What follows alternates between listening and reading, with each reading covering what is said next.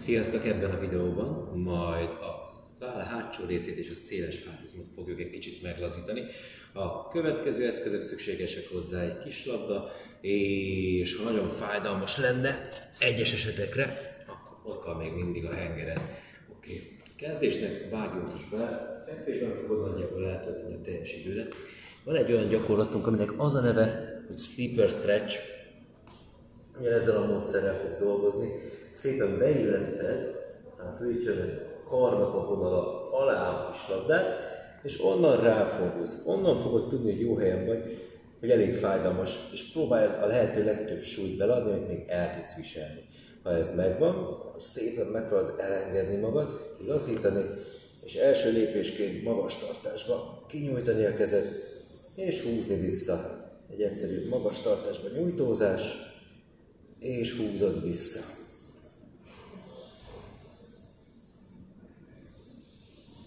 Csak mérsékelten legyen fájdalmas a feladat, de azért próbáld meg ellazítani az adott területet.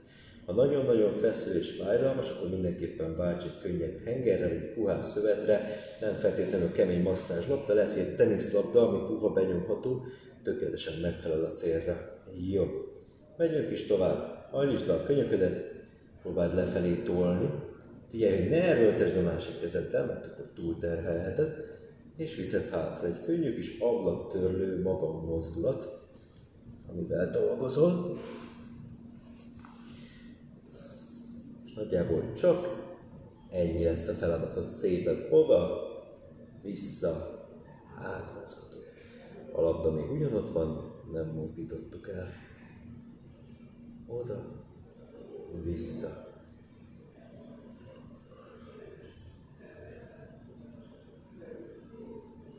Nagyon jó. Még egy utolsó mozgást ebből a sleeper stretchesből. Majd hajtott a labdát a helyén, feküdt teljesen hátadra. A delta hátsó részéhez kerüljön, ha kell egy kicsit meggazított, szinte majdnem a lapockára engeded rá, és ugyanígy megpróbálod kimobilizálni. Egy nagyon könnyű kis lefordít, visszahúz, és nyújtózol. Itt már nem, hogy rárad a teljes súlyat, elég csak önmagában a vállóvnak a súlya. Elég kicsik itt a képletek, és így magában is nagyon érzékeny tud lenni. Ha jól ment, meg lehet csinálni azt a mozdulatot is, hogy csak fentről fölfelé zárod, itt egy nagyon kellemes oldjat.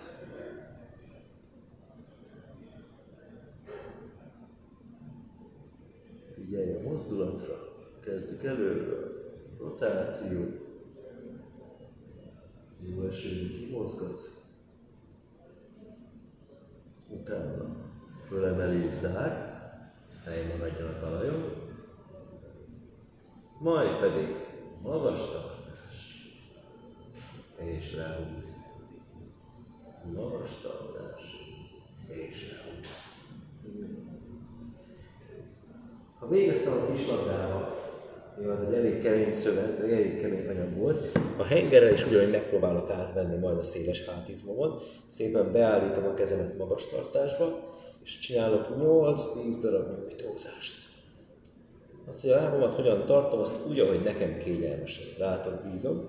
A hengeren támaszkodhatsz egy kicsit, 8-10 darab ismétléssel szépen nyújtózol, magas tartásba hozod vissza, nyújtózol, magas tartásba, húzod vissza.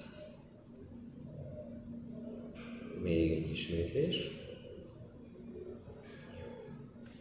A könyöködet vagy megtartod, aláfogva, vagy csak simán összekulcsolod a kezed és a tarkódra rakod, és megpróbálod végig gördíteni magad a hengeren. Nyújtózol, gyúrod végig. Gördülsz le, és hozod vissza. Próbálsz teljesen az oldaladon dolgozni. Kicsit olyan érzés lehet, mint hogy a bordáidon gördülnél végig, de azok azért mélyebben vannak, még a legvékonyabb felsőtestű embernek is vannak izmai. A széles hátizom az ott van, fűrészizmok ott vannak, de azok a bordákon fognak lefutni, tehát előfordul, hogy ezeket a tónusát fogod szépen érezni, és nem is a bordáidat. Jó, még egy utolsó gördülve, átfordulsz a hátadra, és akkor szépen a széles hátizomnak van még egy rotációs része. Annyi csak a dolog, Megtámasztva a gerincet, feszes a törzs, csavarsz egyet. És szépen nyújtózol. Csavarás. Csavar. Ha úgy jól esik, megemel csípővel is meg lehet csinálni. És akkor ellentétes irányba. Ez nem kell, hogy fájjon, csak érsz egy pontot a lapocka alatti területet, azt kell egy kimozgatni. Úgy. És ez is meg volt. Záró gyakorlatként.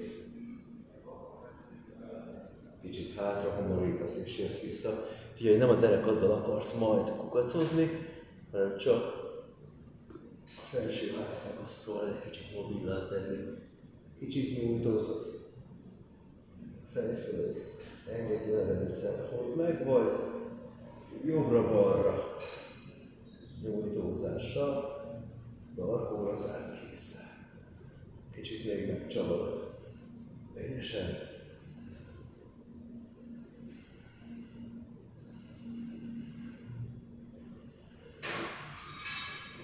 Még egyet. És ezzel a felső háti mobilitás fejlesztést be is fejeztük. Ugye egyik oldalra történt a videóban a munkavégzés, és hogyha újra kezded a videót, akkor a másik oldallal csináld meg. Köszi, hogy végignézted és megcsináltad.